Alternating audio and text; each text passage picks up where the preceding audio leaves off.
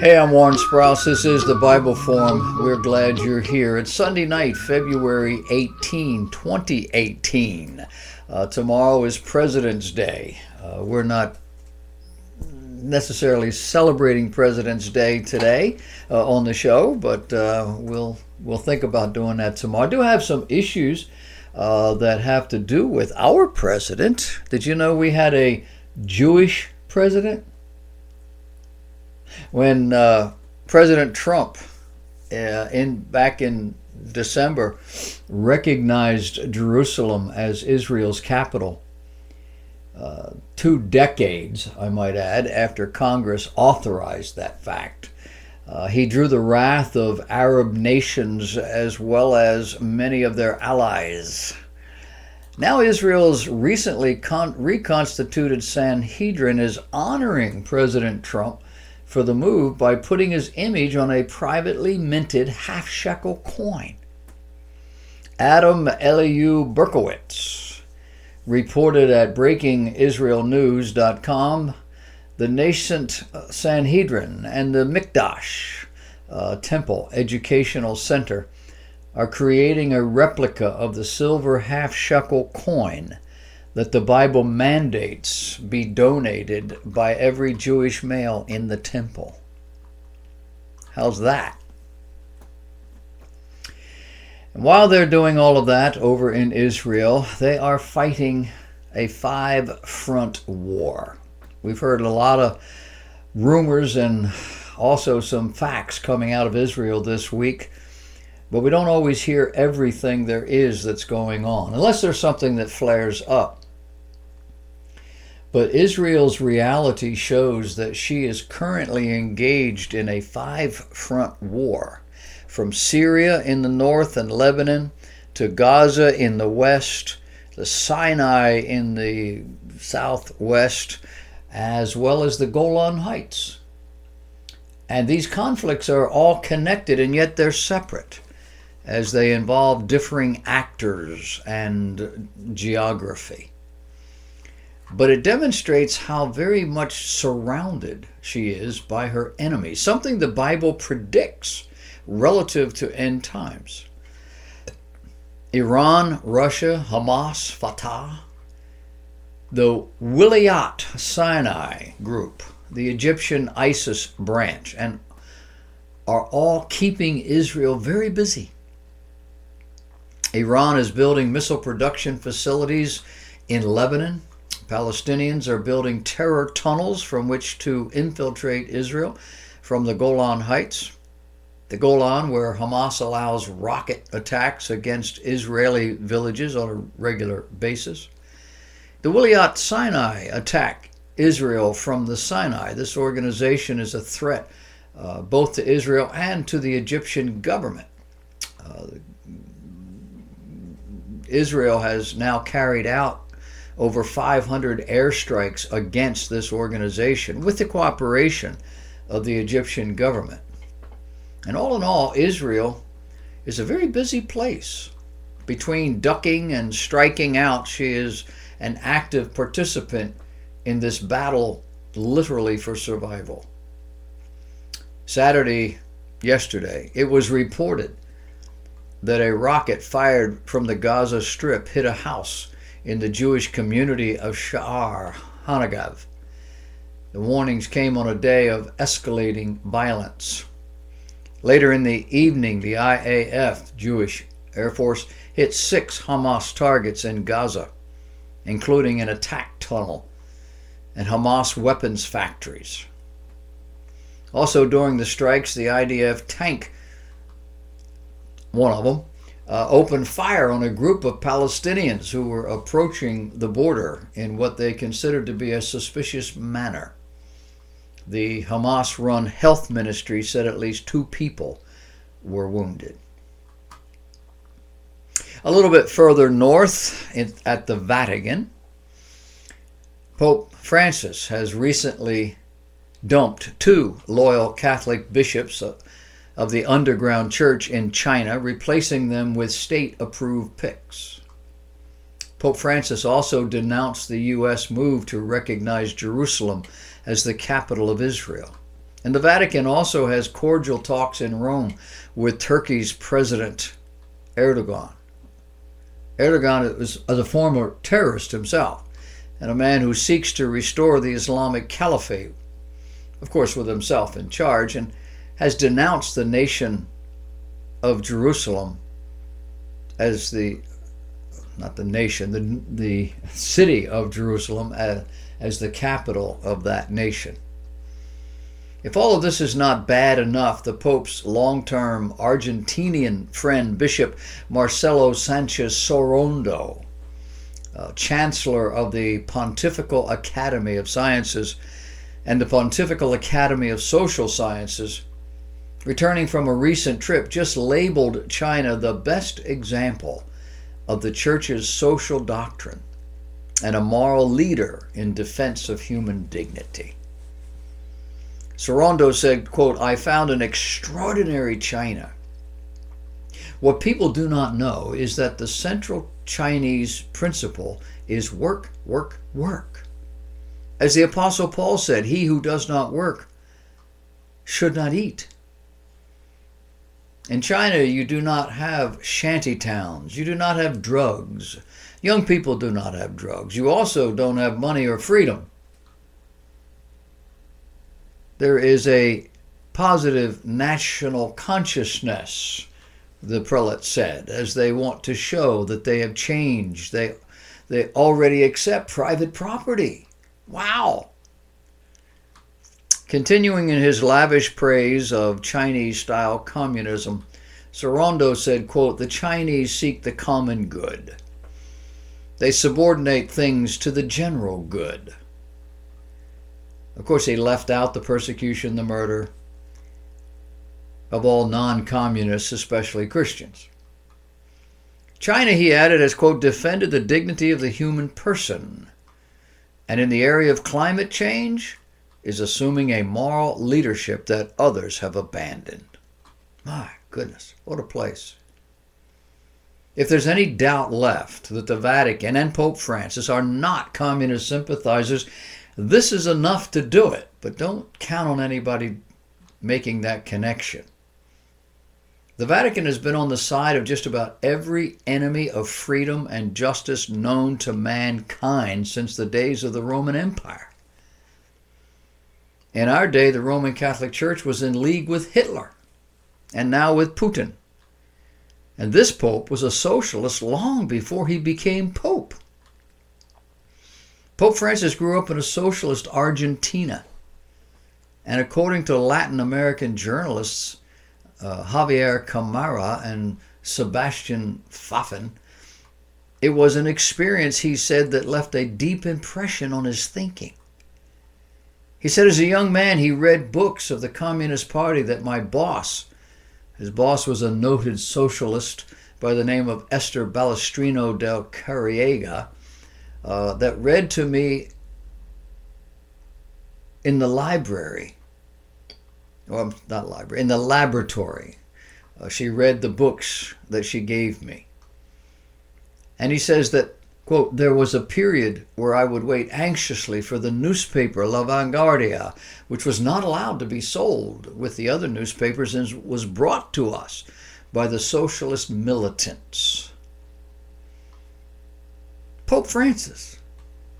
Apparently nothing's changed.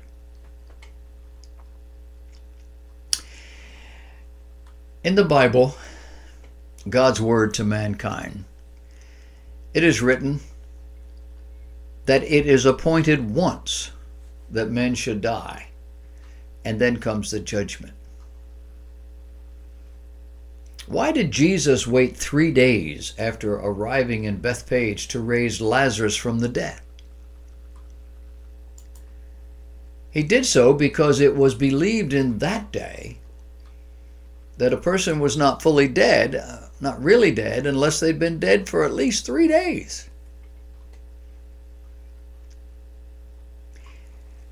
In a new book entitled Touching Heaven, the author says, quote, "I have woven together timeless scriptural truths with the stories of my encounters with the divine. As a doctor, a husband, a father, and most importantly, a believer in my Lord and my God. You will hear about my first encounter with the reality of heaven, which happened to me as a 19-year-old orderly witnessing an autopsy at a Virginia hospital. You will read about the cholera camps in Haiti where I went to serve medically. People were dying so rapidly that they kept cardboard coffins piled right outside the tents. Yet, once we summoned the power of God and cast out the power of darkness, people miraculously stopped dying. You will read what parents told me after they had flatlined and then had been revived. And he assures us that this alone will restore your faith in God. I have seen the dead come to life, literally. I have witnessed astonishing healings and recoveries that modern medicine would call impossible. This believer in his God, this man who considers himself a Christian and has only the Bible to guide him as to what that means and who this God is reading a Bible that says what he is chronicling in his book is not possible. People die once, the Bible says. Everything else is something else. But of course, that doesn't sell books. President Obama proudly proclaimed Morocco as the first nation to recognize his. I have to take that back. President Obama proclaimed that Morocco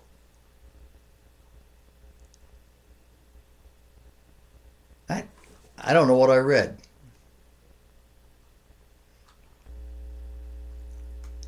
It says in this caption, the first nation to recognize my country was Morocco. I don't think he's talking about the United States, but he may be if he's going back far enough.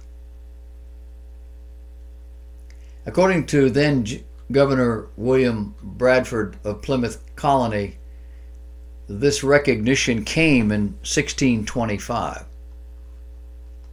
It starts to make sense. I should have read this before I started telling you about it. Made sense to me 3 days ago. Our president went to Morocco. He stood in the doorway. We have pictures of him there at a slave market.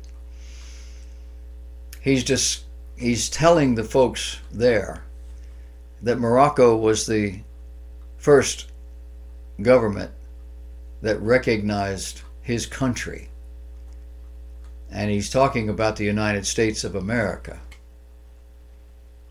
But in 1625, Morocco recognized the fledgling United States when the Turkish man of war attacked 2 ships from that colony.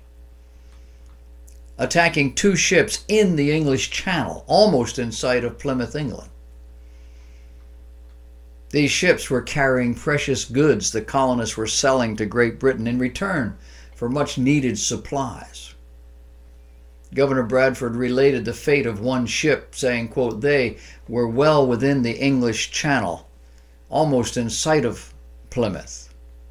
But there she was unhappily taken by a Turkish man of war and carried off to Morocco, where the captain and crew were made slaves. Now, by the ship taken by the Turks, all trade was dead." Over the years, Muslim pirates of Morocco raided European coasts and carried away over 1 million people to the North African slave markets. In addition, an estimated 180 million Africans were captured and sold into Muslim slavery. Many of these, no doubt, were sold at the very slave market our president visited. standing mournfully in that doorway, looking out to sea. More than 100 years later, President Thomas Jefferson had had enough. Morocco recognized the United States in 1785 by capturing 2 American ships and holding the sailors for ransom. When Jefferson asked the Muslim ambassador what the new country of America had done to offend them, he reported to John Jay, Secretary of State, in March of 1788 by saying, quote, "The ambassador answered us that it was founded on the laws of the prophet. It was written in their Quran that all nations which had not acknowledged the prophet were sinners, whom it was the right and duty of the faithful to plunder and enslave, and that every Muslim who was slain in this warfare was sure to go to paradise." In 1793, Morocco recognized the United States. Muslim Barbary pirates captured and plundered the U.S. cargo ship Polly, imprisoning her crew. The Muslim captain justified this brutal treatment, writing, quote, "For your history and superstition in believing in a man who was crucified by the Jews and disregarding the true doctrine of God, of God's last and greatest prophet, Muhammad." We are told that Islam is a religion of peace. What we are not told, and is hidden in the cracks between the lines, is that this Islamic definition of peace is very different. To someone raised in a Western civilization, peace is achieved when different groups get along. In the Islamic world, peace is when everyone is submitted to Allah, and not before. Essentially, to a fundamental Muslim, world peace means world Islam. A moderate Muslim believes the world will submit to Allah later, maybe in the distant future, or at the end of the world, and since it is so far off, they are not preoccupied with it and are therefore nonviolent. A fundamentalist or an Islamist, on the other hand, believes the world is supposed to submit to Allah now, and they are excited to help us make that happen. This is referred to as becoming radicalized. And we, non-Muslims, we fail to realize that in Islam, the more a person or a nation shows itself tolerant, the more a percentage of moderate Muslims begin to think that maybe the world is actually submitting to Allah now rather than later. They gradually gravitate from the future nonviolent mindset into the radicalized now mindset. In other words, the more the West shows itself tolerant, the more violence increases. They get excited about the end result. This reflects an Islamic attitude that when your enemy shows weakness, it is Allah giving them to you. You see, in Islam, it is wrong to kill the innocent. But the definition of innocent is a follower of the way of Allah. Those who reject Islam are not innocent. They are guilty. Surah 3, verse 32, Allah loveth not those who reject the faith. Surah 48, verse 29, be ruthless to the infidels. Surahs 9 and 66 read, make war on the infidels. Surah 9:29, fight those who believe not in Allah. Surah 2, 191, kill the disbelievers wherever we find them. Saying it is wrong to kill the innocent is code. What they're really saying is it is wrong to kill faithful Muslims. Fundamental Muslims accuse nonviolent moderate Muslims of being unfaithful, as having left the way of Allah, and therefore feel justified killing them too, along with non-Muslims. In the writings of Sun Tzu, The Art of War, it is written, if you know the enemy and know yourself, you need not fear the result of 100 battles. If you know yourself, but not the enemy, for every victory gained, you will also suffer a defeat. If you know neither the enemy nor yourself, you will succumb in every battle. This is the world we live in, becoming more and more radicalized by Islam. And we in the Western world are trying everything we know how to do to roll over and not be an issue so that these folks don't feel threatened and maybe they'll quiet down and go away. Know your enemy. And believe me, we are their enemy. When we come back, we're going to take a look at the political scene, things that happened this week. We're going to begin with our special prosecutor. Stay tuned.